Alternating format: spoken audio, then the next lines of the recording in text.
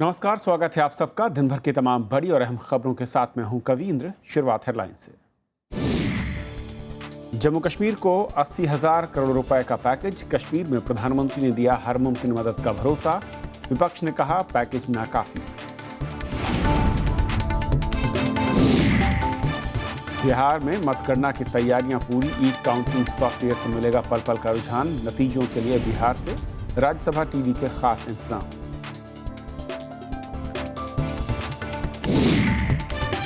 सम्मान लौटाने वालों के खिलाफ दिल्ली में जवाबी मार्च। अनुपम खेर ने की अगुवाई। राष्ट्रपति को सौंपा ज्ञापन। कांग्रेस ने बताया बीजेपी का agenda. One rank one pension पर पूर्व सैनिकों का आंदोलन तेज करने का ऐलान। कहा सरकार का आश्वासन नाकाफी। मांगे पूरी कराने के लिए सोमवार से लौटाएंगे पदक। मोहाली टेस्ट मैच में भारत की शानदार जीत। दक्षिण अफ्रीका को दी 108 रनों से शिकस्त। 8 विकेट लेकर रवींद्र जडेजा बने मैन ऑफ द मैच।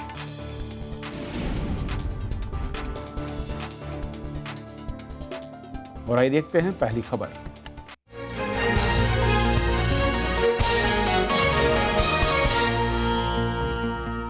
देश में बढ़ती असहनशीलता को लेकर पुरस्कार लौटाने वालों के विरोध में आज दिल्ली में एक मार्च निकाला गया। अभिनेता अनुपम खेर की अगुवाई में कई कलाकारों ने राष्ट्रपति प्रणब मुखर्जी से मुलाकात की।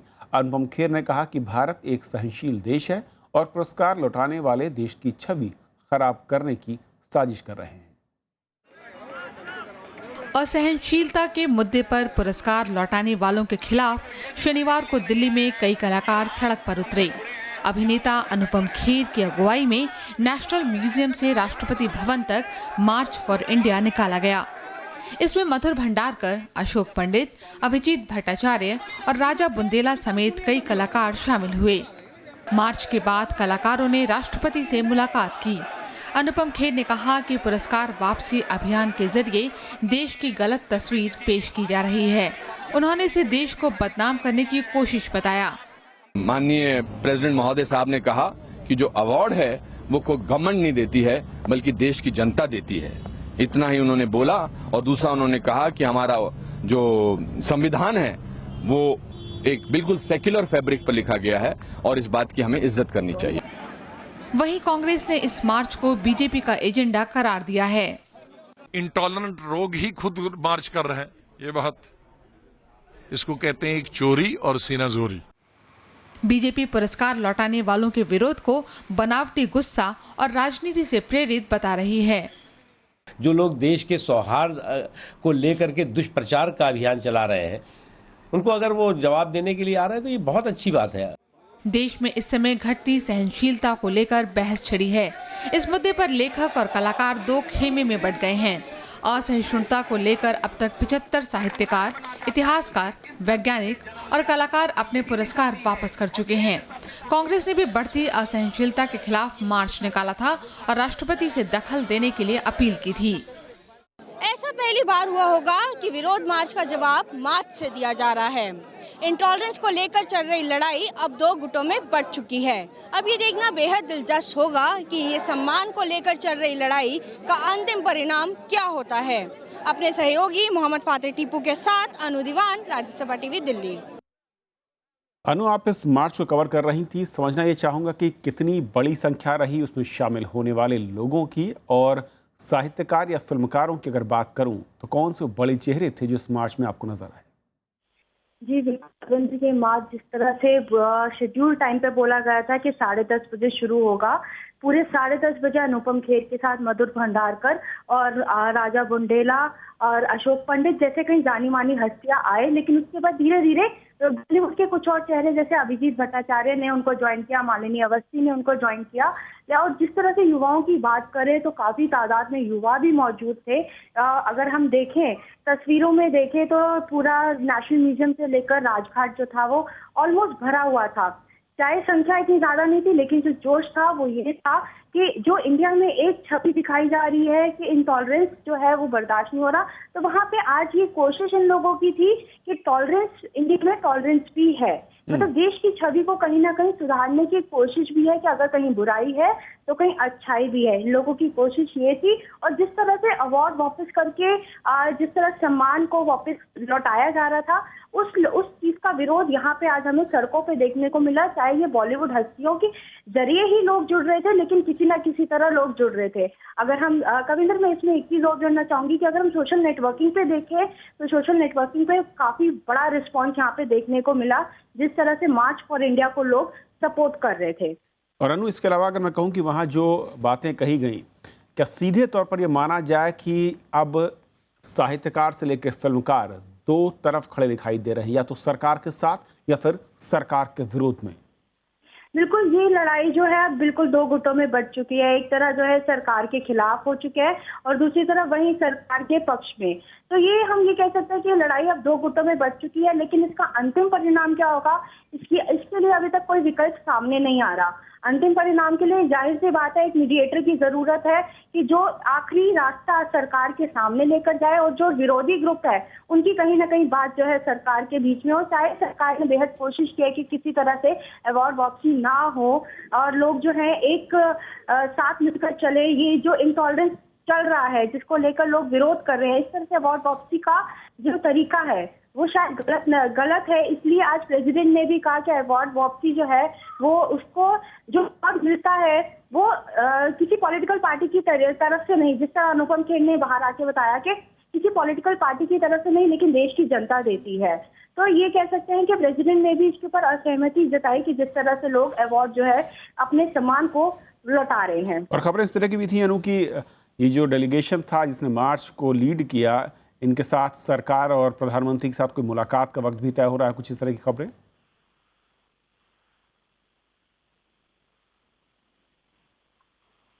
अनु, आपको आवाज मिल रही है? कविंदर, आप अपना क्वेश्चन दोबारा रिपीट करेंगे? क्या इन लोगों का प्रधानमंत्री के साथ कोई मिलने का कार्यक्रम या फिर सरकार के किसी प्रतिनिधि के साथ मिलने का कार्यक्रम कोई? कविंदर, इस तरह से सुबह ये लोग प्रेसिडेंट से मिले थे, उसके बाद इनको शाम 6:30 बजे का टाइम था जिसमें वो प्राइम मिनिस्टर से मिलने का टाइम था।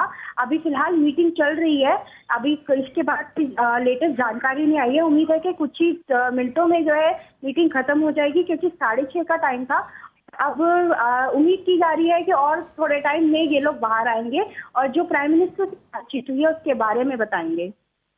शुक्रिया अनु इस आपका अपडेट के लिए। तो अनु दीवान बता रही थी कि जिस तरीके से तस्वीर आप देखिए कि अनुपम खेर और कई फिल्मकार वहां पर जो लीड कर रहे थे इस मार्च को, और उन्होंने राष्ट्रपति प्रणब मुखर्जी से मुलाकात की और उनका सीधा विरोध था कि जिस तरीके से असहिष्णुता को लेकर जो सम्मान है, पुरस्कार है, वापस किए जा रहे हैं, उससे देश की न सिर्फ छवि खराब हो रही है बल्कि एक गलत संदेश भी जा रहा है। और इस पूरे मसले पर जिस तरीके की राजनीति भी दिख रही है, यानी कि एक खेमा सीधे तौर पर सरकार के विरोध में, जिस पर आरोप लग रहा है कि ये पॉलिटिकली मोटिवेटेड है, वहीं आज जो मार्च निकाला गया उससे सवाल खड़ा हुआ कि क्या ये सरकार के पक्ष में खड़ा हुआ तबका दिख रहा है। हमारे साथ अल्पना मिश्रा हैं जो साहित्यकार हैं। अल्पना, जिस तरीके से पहले विरोध का मार्च चल रहा था, अब समर्थन में मार्च, असल में क्या साहित्यकार से लेकर फिल्मकार राजनीतिक पार्टियों के बीच में खड़े होते दिखाई दे रहे हैं, या फिर वाकई कोई संदेश देने की कोशिश है?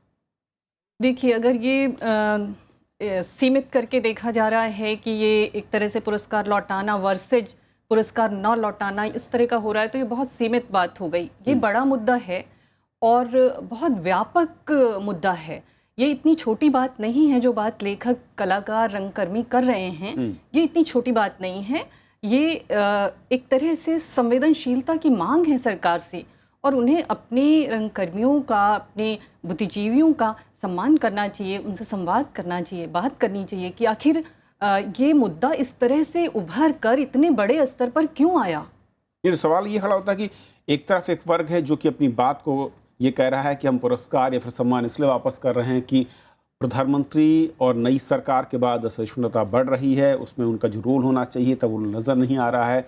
आज जो मार्च होता है वो कहते हैं कि ये माहौल ख़राब करने की कोशिश, यानी साफ दिखता है कि दोनों धड़े किसी न किसी तौर पर पॉलिटिकल एक जो अप्रोच है, सोच है, उसके साथ जुड़े हुए खड़े दिखाई देते हैं।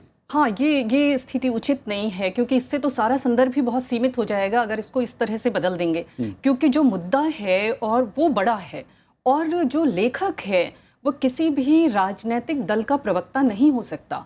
वह हमेशा मनुष्यता के पक्ष में खड़ा होगा, वो मनुष्यता की बात करेगा, वहाँ से अपना प्रतिरोध दर्ज करेगा और ऐसा उसने हमेशा किया है, आज भी कर रहा है। जब जब ज़रूरत पड़ी है उसने किया है, अपना फार्म उसके पास है, वो लेखन के माध्यम से करता रहा है, विभाजन के समय किया, आज कर रहा है, इमरजेंसी के समय, बाबरी मस्जिद के समय, हर समय करता रहा है। ऐसा नहीं है वो लेखन से बाहर आया है, बाहर आकर उसने सीधी बात की है अपनी। तो ऐसा नहीं है कि ये मुद्दा इतना छोटा करके ना देखा जाए और इसे दो पार्टियों की लड़ाई की तरह ना बदला जाए, इसे एक बड़े संदर्भ के साथ देखा जाए। और जो कुछ देखिए, लेखक जो है वो समाज की आवाज़ है, वो समाज की नब्ज पकड़ता है। इसलिए अगर लेखक पहचान करा रहा है कि यहाँ कुछ गड़बड़ हो रही है, यहाँ इस तरह की चीज़ें आ रही हैं, तो उस पर ध्यान दिया जाना चाहिए, उसकी आवाज़ को सुना जाना चाहिए। लेकिन आवाज़ सुनाने के लिए क्या वाकई जो रास्ता अख्तियार किया जा रहा है, क्योंकि उस पर सबसे ज़्यादा सवाल खड़े हो रहे हैं कि पुरस्कार एक देश देता है, जनता देती है, न कि कोई एक सरकार, और पुरस्कार वापसी क्या वाकई एक बेहतर तरीका था या बेहतर तरीका है अपनी उस आवाज़ को सत्ता तक या फिर अपनी आवाज़ को बुलंद करने के लिए? वो एक, अब तो देखिए जहाँ से शुरू हुआ था अब तो वो एक प्रतीक की तरह बन गया है और बहुत हद तक वो एक व्यक्तिगत मामला भी है, क्योंकि जिन लेखकों ने पुरस्कार नहीं लौटाए, पुरस्कार भी दो तरह के हैं, एक तो जो सरकार से सीधे मिले हुए हैं और दूसरे जो साहित्य अकेडमी के हैं। तो जो साहित्य अकेडमी का है उसके साथ तो दूसरी स्थिति है, वहाँ तो लेखकों की एक चयन समिति है जो पुरस्कार दे रही है, जो चयन कर रही है। वो हाँ, उसमें सरकार का उस तरह से सीधा हस्तक्षेप नहीं है। तो दो तरह की स्थितियां हैं, इसलिए जो लेखक पुरस्कार नहीं लौटाए हैं वे भी प्रतिरोध में, उसमें से बहुत से लोग प्रतिरोध में शामिल हैं, ऐसा नहीं है।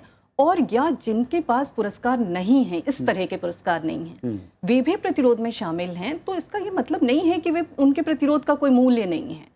जो पुरस्कार लौटा रहे हैं सिर्फ उनका प्रतिरोध है। इसको पुरस्कार वर्सेज, ये पुरस्कार लौटाने वर्सेज वाला मामला नहीं बनाया जाना चाहिए। कुछ लोग ये कह रहे हैं कि जो असल मुद्दा है, यानी कि अगर आपको कंसर्न है या फिर आपको दिखाना है या आप चाहते हैं कि उस पर सरकार को ध्यान दे, उसकी बजाय पब्लिसिटी स्टंट को ज़्यादा इस्तेमाल किया जा रहा है।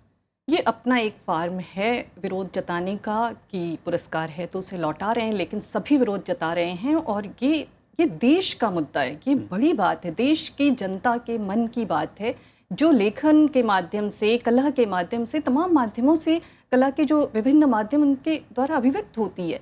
तो ये इस रूप में इतने सीमित संदर्भों में ना देखा जाए, मैं ये कहना चाहती हूँ। चलो जी, बहुत शुक्रिया हमारे साथ बातचीत करने के लिए आपका। धन्यवाद। ये थी हमारी पहली खबर। छोटा सा ब्रेक के उस पार दिन भर की दूसरी बड़ी खबर।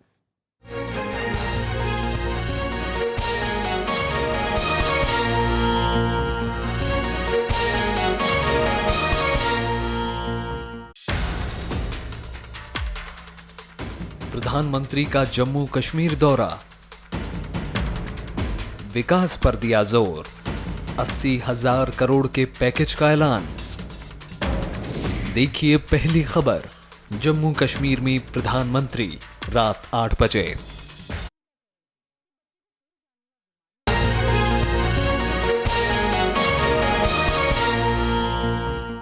प्रधानमंत्री नरेंद्र मोदी ने जम्मू कश्मीर के लिए आज 80,000 करोड़ रुपए के पैकेज का ऐलान किया है। श्रीनगर में उन्होंने कहा कि राज्य के विकास के लिए धन की कमी नहीं आने दी जाएगी।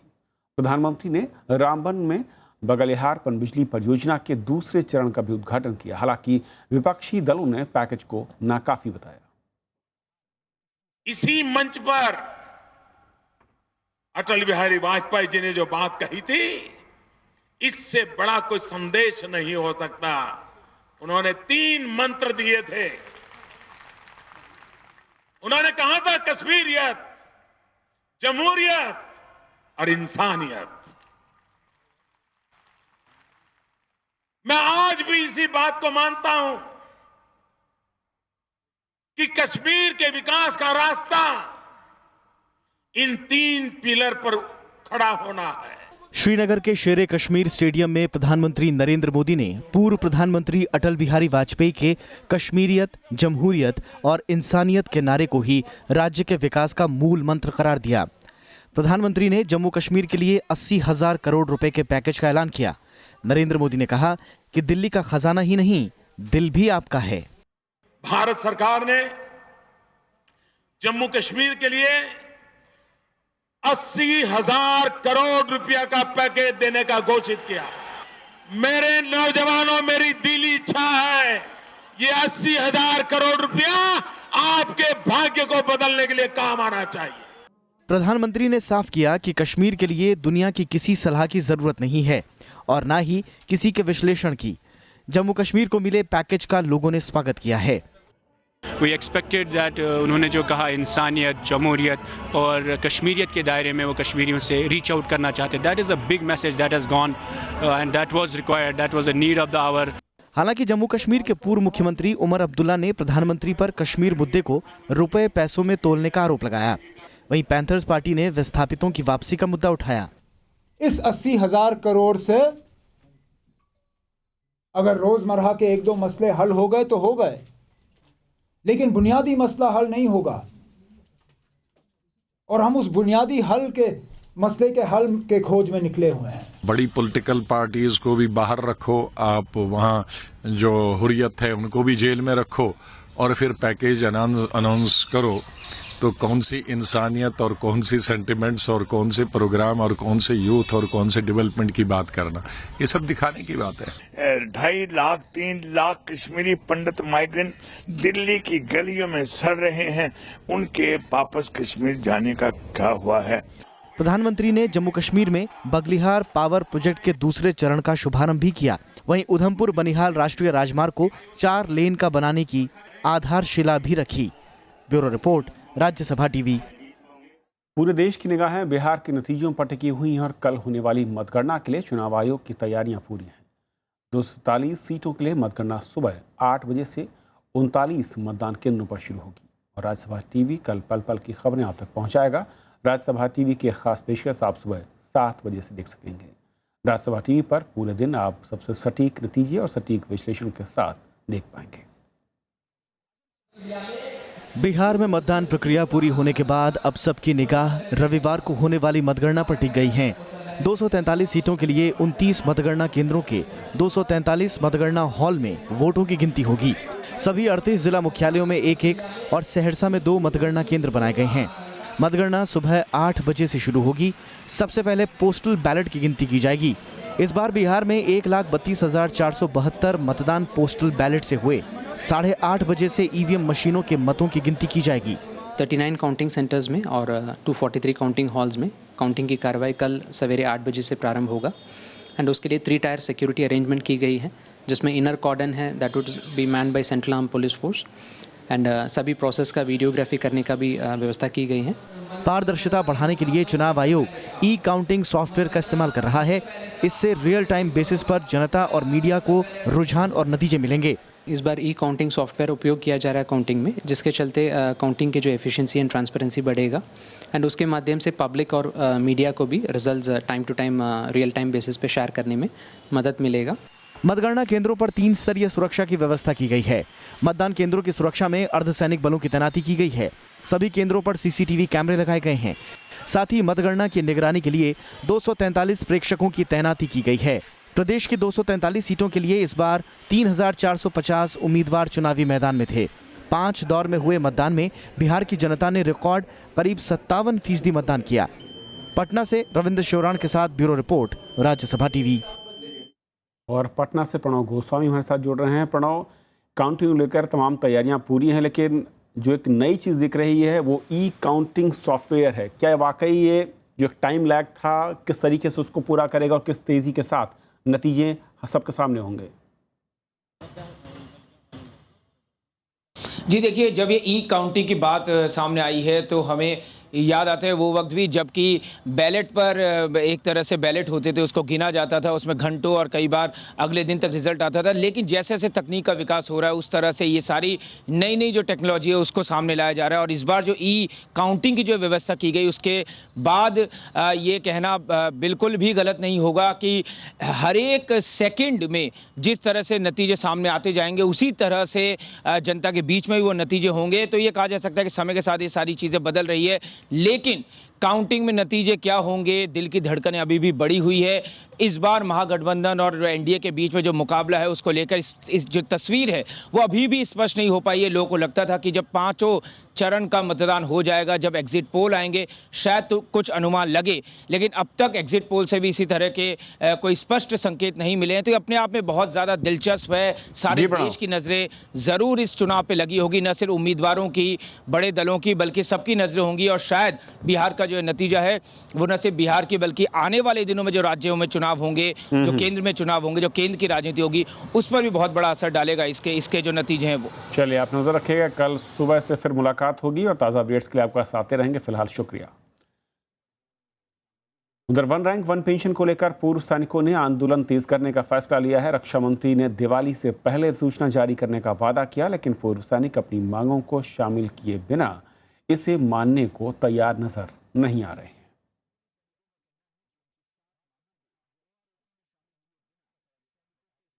भारत ने मोहाली टेस्ट तीसरे दिन में ही जीत लिया है। टीम इंडिया ने दक्षिण अफ्रीका को 108 रन से हरा दिया। 218 रन के लक्ष्य का पीछा करते हुए दूसरी पारी में दक्षिण अफ्रीका की टीम महज 109 रन पर ही सिमट गई। भारत की जीत के हीरो रहे स्पिनर अश्विन और रविंद्र जडेजा। मैच में 8 विकेट लेने वाले रविंद्र जडेजा को मैन ऑफ द मैच चुना गया। भारत ने मोहाली टेस्ट जीतकर 4 मैचों की सीरीज में 1-0 से बढ़त बना ली है। भारत ने दक्षिण अफ्रीका को 108 रनों से मात दे दी। भारतीय स्पिनरों की फिरकी के आगे दक्षिण अफ्रीका के बल्लेबाज बेबस नजर आए। अश्विन जडेजा दक्षिण अफ्रीकी बल्लेबाजों के लिए कहर बनकर टूटे। 218 रन के लक्ष्य का पीछा करते हुए दक्षिण अफ्रीकी टीम 109 रनों पर ढेर हो गई। दक्षिण अफ्रीका के 6 बल्लेबाज दहाई का आंकड़ा पार किए बगैर पवेलियन लौट गए। I think it was more of a bowler's game, and we have to give them credit for that. And the guys who actually scored runs in this game stood out, and they deserve a lot of credit as well. इससे पहले तीसरे दिन का खेल शुरू होने पर भारत की दूसरी पारी भी जल्द ही निपट गई। 2 विकेट पर 125 रन से आगे खेलते हुए पूरी टीम 200 रन पर ढेर हो गई। पुजारा ने 77 और मुरली विजय ने 47 रनों का योगदान दिया। पहली पारी में भारत को 17 रनों की बढ़त मिली थी। भारत ने पहली पारी में 201 रन जबकि दक्षिण अफ्रीका ने 184 रन बनाए थे। विराट कोहली का बतौर कप्तान घरेलू सरजमी पर यह पहला टेस्ट मैच था। पूरे मैच में स्पिनर हावी रहे। चारों पारियों में गिरे 40 विकेट में से 29 विकेट स्पिनरों के खाते में गए। पहली पारी में दक्षिण अफ्रीका की पूरी टीम भारतीय स्पिनरों का शिकार बनी। वहीं दूसरी पारी में भारतीय स्पिनरों ने 9 विकेट झटके। अश्विन ने पहली पारी में 5 जबकि दूसरी पारी में 3 विकेट लिए। रविंद्र जडेजा ने पहली पारी में 3 जबकि दूसरी पारी में 5 अफ्रीकी बल्लेबाजों का आउट किया। जडेजा को बेहतरीन गेंदबाजी के लिए प्लेयर ऑफ द मैच चुना गया। दूसरा टेस्ट मैच 14 नवंबर से बेंगलुरु में खेला जाएगा। Bureau report, Rajya Sabha TV. और बात आपकी आवाज़ की, एक ऐसा मंच जहां पर हर बार एक अजनबी सामने आकर निभाता है अपनी सामाजिक जिम्मेदारी और बताता है कैसी खबर जिसका सरोकार हम सबसे है।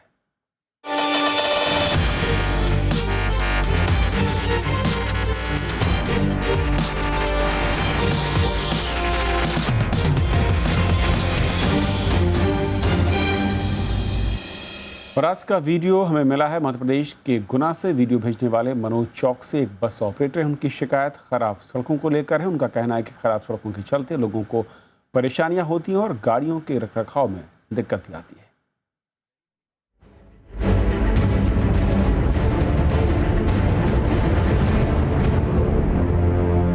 मेरा नाम मनोज चौक से है, ट्रेवल्स ऑपरेटर हूँ मैं।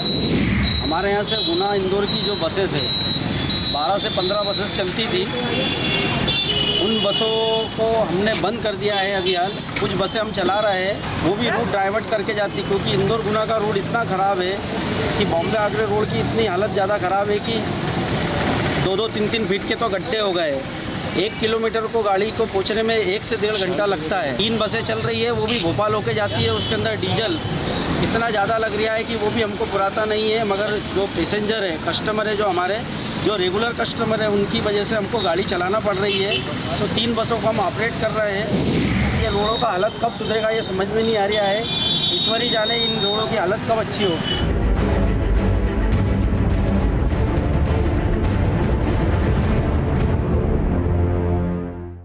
बिजली पानी के अलावा सड़कों की खस्ता हालत भी जनता की एक अहम समस्या है, जिससे उसे रोजाना 2-4 होना पड़ता है। केंद्र सरकार एक तरफ लगातार नए राष्ट्रीय राजमार्गों की घोषणा कर रही, वहीं दूसरी ओर पुराने राजमार्गों की बिगड़ी हुई हालत ने लोगों का सफर मुश्किल कर दिया है।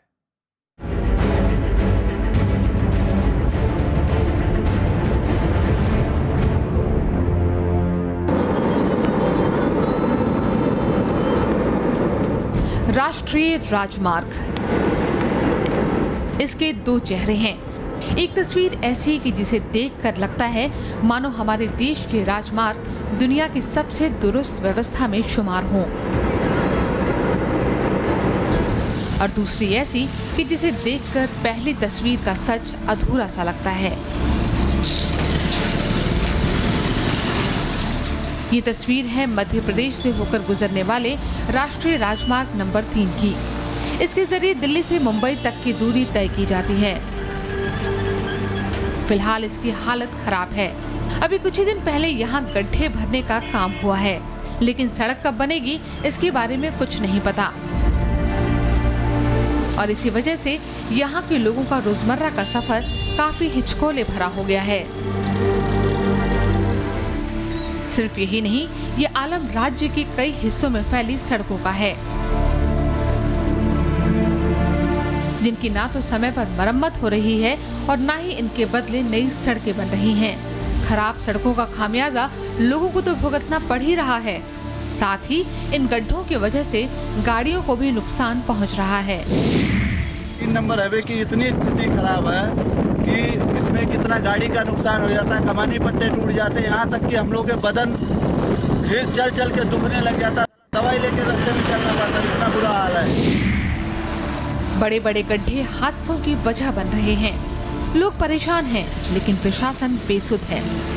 राज्यसभा टीवी के खास कार्यक्रम आपकी आवाज में हम हर उस मुद्दे को उठाते हैं जिसका वास्ता आपसे है। हम अपने इस कार्यक्रम के जरिए उन लोगों का ध्यान केंद्रित करने की कोशिश करते हैं जिनकी जिम्मेदारी लोगों की सुरक्षा का ध्यान रखना है। हमारी कोशिश है कि इस कार्यक्रम के जरिए आम जनता की समस्या जल्द से जल्द सुलझे।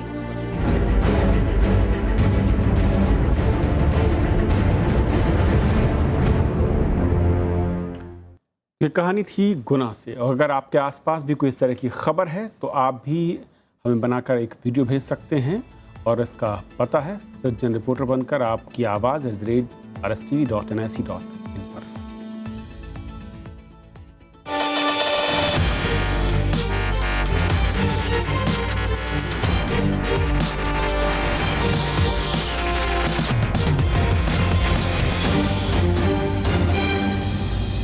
तो इस बुलेटिन में भी इतना ही।